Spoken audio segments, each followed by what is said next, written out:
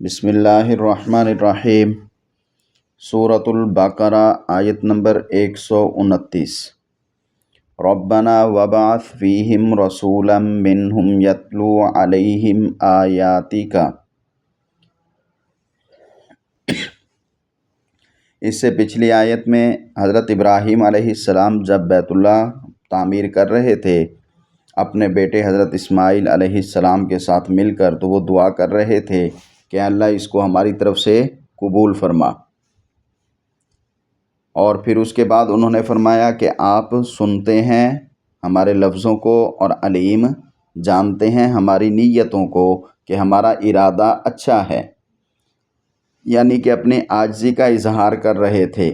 ان کا مقصد تھا کہ صرف اور صرف تیری رضا کے لیے ہم یہ عمل کر رہے ہیں، تو اے اللہ تو اس کو قبول کر لے۔ پھر اس کے بعد انہوں نے کیا دعا کی تھی؟ اے اللہ ہم دونوں باپ بیٹے کو اپنا فرما بردار بنا، مسلمان بنا، یعنی فرما بردار بنا۔ پھر آگے انہوں نے دعا کی کہ میری اولاد میں ایک جماعت کو امتم مسلمت لک، ایک جماعت کو مسلمان رکھنا، یعنی فرما بردار رکھنا۔ مسلمان کا معنی یاد کرتے جائیں۔ جب ہم کہتے ہیں نا کہ ہم مسلمان ہیں، تو پھر ہمیں پتہ ہونا چاہیے کہ کیا ہم اللہ کے فرما بردار بھی ہیں، اللہ کی باتیں، اللہ کے حکم مانتے ہیں۔ تو یہ وہی دعا فرما رہے ہیں کہ میری اولاد میں ایک امت ہو جو مسلم ہو، یعنی کہ فرما بردار ہو۔ اب اس کے بعد پھر دعا کی کہ ہمیں حج کے طریقے سکھا دیں، آرینا مناسکنا۔ پھر اس کے بعد دعا فرمائی کہ ہمارے گناہوں کو معاف فرما دیں۔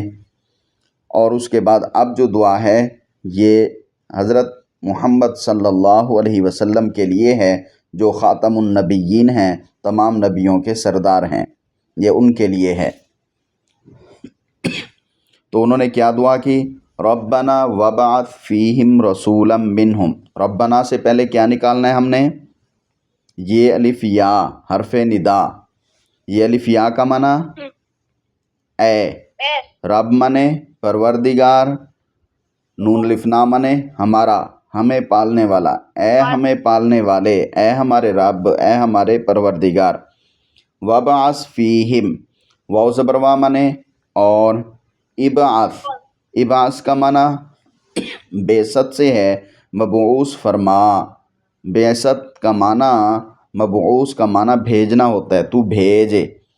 فیہم، فی منے میں، ہم منے ان لوگوں جو اس مکہ میں آباد ہوں گے، یہاں پہ جو میری اولاد رہے گی تو ان میں بھیج۔ رسولاً، ایک رسول، ایک اپنا قاصد، ایک اپنا پیغمبر۔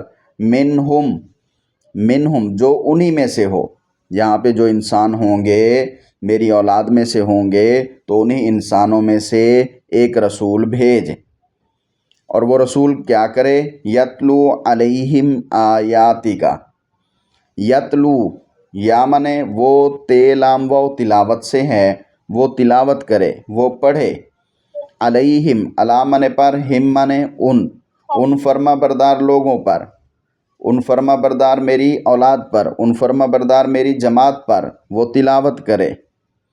آیاتی کا، آیات یہ آیت کی جمع ہے، تو اس کا معنی آیتیں، کاف زبر کا معنی تیری، یعنی آپ کی آیتیں، آپ کے احکامات وہ ان کو پڑھ پڑھ کر سنائے، آپ ان کے پاس بھیجیں اور وہ پھر اس فرما بردار مسلمان امت کو سمجھائے، بتائے، پڑھ کے سنائے۔ وَيُعَلِّمُهُمُ الْكِتَابَ، واو زبر وا منے اور یعلم، یا منے وہ، عین لام میم علم سے ہے، علم کا معنی جاننا ہوتا ہے۔ جب شد آ گئی ہے تو اس کا اندر سختی پیدا کریں گے، پڑھنے میں بھی، ترجمے میں بھی اضافہ ہوگا، تو اس کا معنی سکھانا۔ علم کا معنی خود جاننا ہوتا ہے اور تعلیم کا معنی سکھانا۔ تو یعلم وہ سکھائے، ہم ان فرما بردار لوگوں کو، فرما بردار امت کو، الکتابہ کتاب، جو کتاب آپ کی طرف سے آئے وہ ان کو پڑھ کر بھی سنائے اور سکھائے بھی صحیح۔ والحکمت، اور حکمت کی باتیں، تہ کی باتیں بھی ان کو، باریک باتیں بھی ان کو سکھائے۔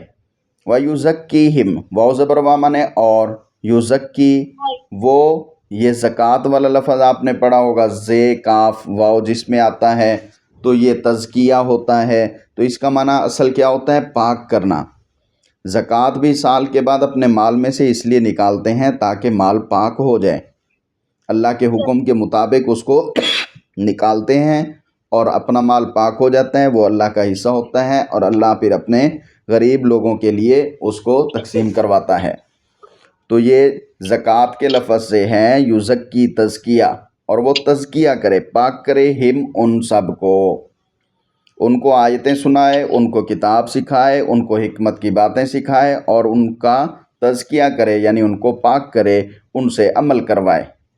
جب انسان عمل کرتا ہے اپنے دل دماغ کے اعتبار سے اللہ سے جڑ جاتا ہے تو پھر وہ پاک ہو جاتا ہے، اس کا ظاہر بھی پاک ہوتا ہے، اس کا دل بھی پاک ہوتا ہے، اور دل کو پاک رکھنا یہ بہت بڑا مشکل کام ہے۔ تو اس لیے نبی آئے گا تو وہ سکھائے گا، وہ عمل کریں گے تو پھر وہ اس طرح ظاہری اور باطنی ہر اعتبار سے پاک ہو جائیں گے۔ یہ تو یہاں پہ دعا ان کی ہو گئی، ہمیں بھی اپنے لیے یہی دعا کرنی چاہیے، اللہ ہمارے ظاہر کو بھی اور ہمارے باطن کو بھی پاک رکھ، ٹھیک ہے؟ تو بہرحال وہ نبی جو آئے گا، وہ رسول جو آئے گا، یزکیہم وہ ان کو پاک بھی کرے گا۔ انک انت العزیز الحکیم، یہاں پر وہ بتا رہے ہیں کہ اے اللہ ہم جو دعا ساری کر رہے ہیں یہ ساری دعائیں قبول کرنا اور پوری کرنا تیرا کام ہے۔ ان مانے بے شک، کاف زبر کا مانے تو، انت مانے تو، جب جو دو تو آ جاتے ہیں تو ہی، صرف تو۔ العزیز زبردست ہے، العزیز غالب ہے، ہر چیز پر غلبہ تیرا ہے، تیری طاقت زبردست ہے۔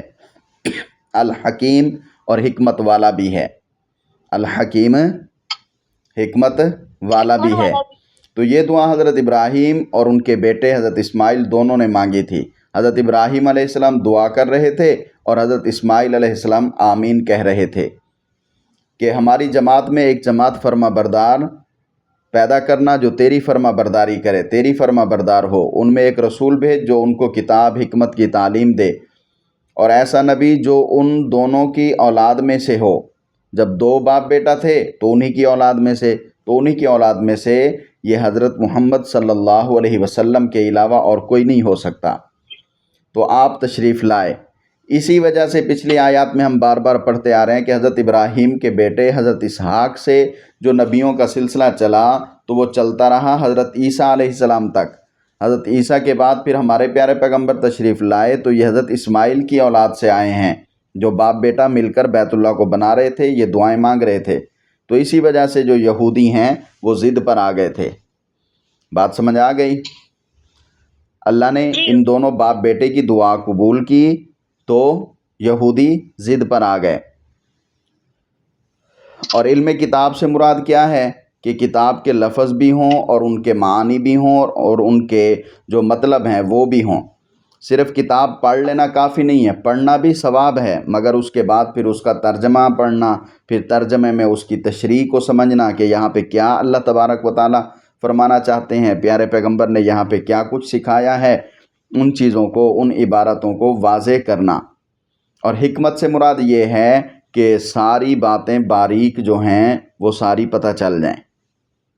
بات سمجھ آ گئی؟ وَمَن يَرْغَبُ عَن مِّلَّةِ إِبْرَاهِيمَ إِلَّا مَن سَفِهَ نَفْسَهُ۔ اب نبی آ گیا، نبی کے بعد یہ قرآن بھی اتر رہا ہے، تو اب اللہ تبارک و تعالیٰ انسانوں کو بتا رہے ہیں وَمَن يَرْغَبُ، واو زبر وا من اور، من یہاں پہ استفہامیہ ہے، سوالیہ ہے، تو من سوالیہ کا معنی ہوتا ہے کون، من موصولہ کا معنی کیا ہوتا ہے؟ جو، اور من سوالیہ کا معنی ہوتا ہے کون۔ ومن اور کون ہے، یرغب، یرغب یہ رغبت سے ہے، ریغین بے، رغبت کا معنی منہ موڑنا، یرغب جو منہ موڑ لے، منہ پھیر لے، عن ملت ابراہیم، ایک ہوتا ہے کسی چیز کی طرف رغبت کرنا، تو وہ ہوتا ہے اس چیز کی طرف منہ کرنا، جس کو ہم عام اردو میں رغبت کا لفظ استعمال کرتے ہیں کہ رجحان کے لیے، اصل میں رغبت کا معنی منہ موڑنا ہوتا ہے۔ ایک ہوتا ہے کسی چیز کی طرف منہ موڑنا اور ایک ہوتا ہے کسی چیز سے منہ موڑنا۔ طرف موڑنا وہ رجحان کے لیے ہوتا ہے، سے موڑنا وہ نفرت کے لیے ہوتا ہے۔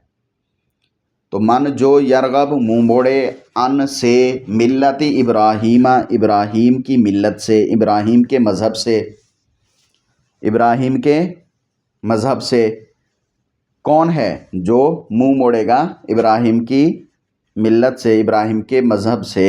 الا، یہاں سے پھر جواب اسی کا دے دیا، مگر من جو صافیہ، یہ صفحا کا لفظ ہم نے پڑھا تھا، سین فے ہے جس میں ہوگا اس کا معنی ہوتا ہے بے وقوف، احمق۔ تو من جو صافیہ بے وقوف بنایا یا بے وقوف ہوا، نفسہ، اپنے نفس کو یا اپنے آپ، جو اپنے آپ بے وقوف بنا، جو اپنے آپ احمق بنا، جو اپنے آپ پاگل پن میں چلا گیا، تو وہی ملت ابراہیم سے منہ موڑ سکتا ہے، اس کے علاوہ اور کوئی منہ موڑ نہیں سکتا۔ اور جب سب دیکھیں گے تو ان کو پتہ چلے گا کہ اس سے منہ موڑنا اپنا ہی نقصان ہے۔ بات سمجھ آ گئی؟ یہاں پہ آپ سنتے رہتے ہیں 3 قسم کے لفظ، ایک ہوتا ہے دین۔ تو دین جو ہے وہ تمام نبی جو لے کر آئے ہیں وہ دین ہے، جو تمام نبی اللہ کی طرف سے پیغام لے کر آئے ہیں وہ کیا ہے؟ دین ہے۔ اور ملت جو ہوتی ہے وہ کہتے ہیں موٹے موٹے اصول، موٹے موٹے مسائل جو حضرت ابراہیم سے لے کر آگے تک چلتے آ رہے ہیں۔ تو یہ موٹے موٹے اصول، موٹے موٹے مسائل، یہ ملت ہوتی ہے۔ اور ایک ہوتی ہے شرعیت، ایک ہوتی ہے شریعت۔ تو شریعت ہر نبی کی اپنی ہوتی ہے۔ ہم شریعت حضرت محمد صلی اللہ علیہ وسلم کی پر ہیں اور ملت حضرت ابراہیم کی ہیں، اور دین تمام نبیوں کے۔ تو دین وہ ہے جو تمام نبیوں کا مشترکہ ہے، ملت وہ ہے جو موٹے موٹے اصول میں ملتے جلتے ہیں، اور شریعت وہ ہوتی ہے جس میں چھوٹے چھوٹے سارے باریک مسائل آتے ہیں، اور ہر نبی کی شریعت الگ ہوتی ہے، ملت ملتی جلتی ہے، اور دین تمام نبیوں کا مشترکہ ہے۔ بات سمجھ آ گئی؟ کیونکہ شریعت ہر نبی کی الگ اس لیے ہوتی ہے کہ وہ جس زمانے میں آتا ہے یا جس جگہ پہ اللہ اس کو بھیجتے ہیں تو وہاں کی رہن سہن، وہاں کی ترتیبات باقیوں دوسروں کی بنسبت مختلف ہوتی ہیں۔ تو ملت ابراہیمی سے یعنی موٹے موٹے مسائل جیسے ہم نے ان کے پڑھے ہیں، قربانی والا، حج والا، تو اسی قسم کے مسائل جو ہیں یہ ملت ابراہیم کی وجہ سے ہیں۔ تو ملت ابراہیم پر ہیں، ہمارے پیارے پیغمبر بھی، ہم سب بھی ملت ابراہیم پر ہیں، اگرچہ ہمارے نبی کا مقام بلند ہے حضرت ابراہیم علیہ السلام سے، یہ بات بھی یاد رکھنی ہے۔ ہمارے نبی تمام نبیوں کے سردار ہیں اور ہمارے نبی کا مقام تمام نبیوں سے اعلیٰ ہے، مگر تمام نبی بھی اعلیٰ ہیں، اس کا مطلب یہ نہیں کہ ان کی شان کم ہو گئی۔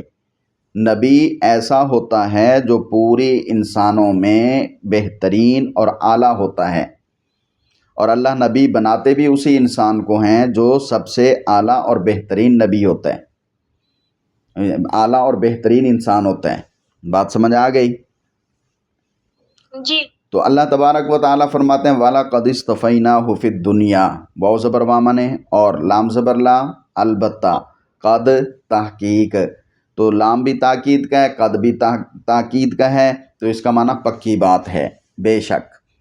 وَلَقَدْ اور بے شک، وَلَقَدْ اس میں کوئی شک نہیں۔ اصطفینا، اصطفیٰ، یہ مصطفیٰ کا لفظ آپ نے سنا ہوگا، تو اصطفیٰ کا معنی ہوتا ہے چن لینا، نون الف نا کا معنی ہم نے، اللہ فرماتے ہیں ہم نے چن لیا، اس کو یعنی ابراہیم کو، فی الدنیا، دنیا میں، وَإِنَّهُ، واو زبر وا منے اور انا منے بے شک، ہو منے وہ، فی الآخرتی، آخرت میں، لمن الصالحین، لام زبر لا، البتہ، من منے سے، الصالحین منے نیک لوگ، اور آخرت میں وہ نیک لوگوں میں سے ہوگا۔ دنیا میں ہم نے اس کو چن لیا اور آخرت میں وہ نیک لوگوں کے ساتھ ہوگا۔ اذ قال له ربه اسلم قال اسلمت لرب العالمین، اس منے جب جس وقت، قالا منے کہا، لہو منے اس کے لیے یعنی ابراہیم کو، ربہو اس کے رب نے، اسلم تو فرما بردار بن، تو مسلمان بن، اسلم تو فرما بردار بن، تو مسلمان بن۔ تو قالا اس ابراہیم نے کہا، قالا اس ابراہیم نے کہا، اسلم تو میں مسلمان ہوا، تاپش تو کا معنی ہوتا ہے میں، اسلم تو میں مسلمان ہو گیا، میں فرما بردار ہو گیا، لرب العالمین لام ذلی کے لیے، رب پروردگار، العالمین تمام جہان، جو تمام جہانوں کا رب ہے اس کا، اسلم تو میں فرما بردار ہو گیا، لرب العالمین تمام جہانوں کے پروردگار کا۔ یعنی انہوں نے حضرت ابراہیم علیہ السلام کو جب کہا فرما بردار ہو جاؤ، تو انہوں نے کیا کہا؟ اپنا تن من دھن جان مال ظاہر باطن ہر اعتبار سے کہا کہ میں فرما بردار ہوں، میں فرما بردار ہوں۔ اور اسی میں اشارہ اس بات کی طرف ہے کہ امت پر بھی یہی فرض ہے کہ ہر آنے والا جو ہے وہ بھی اسی طرح اللہ کی اتباع کرنے والا اور فرما بردار ہو، اور یہی جس میں شان پائی جائے گی، یہی جس میں کیفیت پائی جائے گی، وہی ملت ابراہیمی پر ہوگا۔ جس میں یہ چیز نہیں ہوگی تو وہ ملت ابراہیمیہ سے ہٹ جائے گا، اس میں بگاڑ پیدا ہو جائے گا۔ اور یہی وجہ ہے، اسی بگاڑ کی وجہ سے یہودی اور نصرانی جو ہیں وہ اسلام سے دور ہو گئے، وہ کفر میں شامل ہو گئے۔ بات سمجھ آ گئی؟ جی چلیں یہاں تک آپ سبق یاد کریں گے، اور کل جو ہے پھر اس سے آگے ہم پڑھیں گے۔ السلام علیکم۔ وعلیکم السلام۔